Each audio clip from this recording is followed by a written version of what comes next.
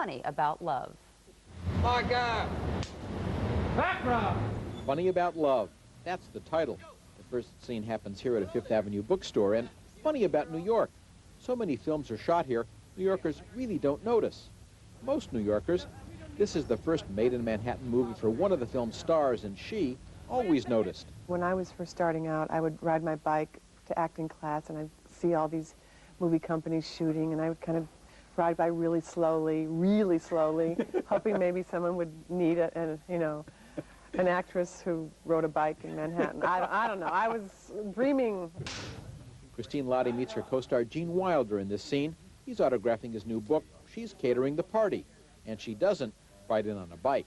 And then someone brings me a cup of cappuccino, which is so bad I have to spit it out. And I ask the waiter to show me. The coffee itself is delicious. Really? Yes, wonderful. Oh, thank you. I'm so flattered. You know, I'd like you to have some more. No. Oh. No. I insist. Here. Thank you. That's very kind. Thanks a lot. My pleasure. You have to be sure that you create an opportunity for them to find that moment of mutual recognition and fun with each other. Beyond the traffic, beyond just simply getting images on film, you have to get some sense of what's going on chemically between the characters. It's very, very helpful when you turn away and sign during the course of the conversation with Steve. Leonard Nimoy directed 2 Star Trek features, The Powerful Good Mother and the hysterical hit comedy 3 Men and a Baby. Someone said, who would have thought in the 60s, 3 of Hollywood's finest directors in the 90s would turn out to be Opie, Meathead, and Mr. Spock? But maybe one reason is that all 3 learned their craft on the other side of the camera. When you work with a director who's been through it, you know that you're talking the same language, so you can talk shorthand. It makes it a lot easier. The worst thing a director can do for me is say, okay, here's where you're angry, and here's where you're crying, and here's, you should be laughing here. Any of those results are like, I hate them. I have a pretty good sense of what an actor would need to express what they're hoping to express in a given scene, a given situation.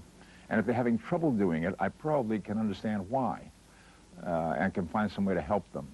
A director has to know everything: psychiatrist, choreographer, meteorologist, costume designer.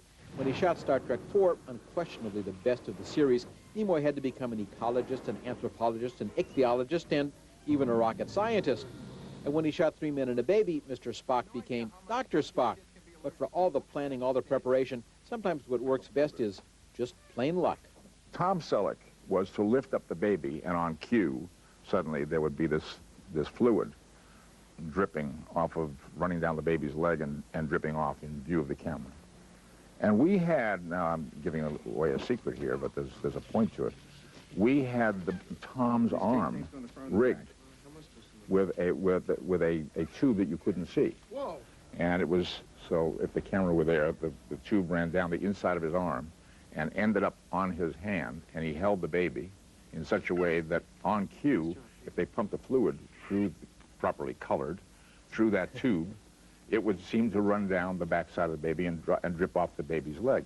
But on cue, it was not necessary for the special effects man to run the fluid through, because the baby seemed to get the cue and did exactly what was called for.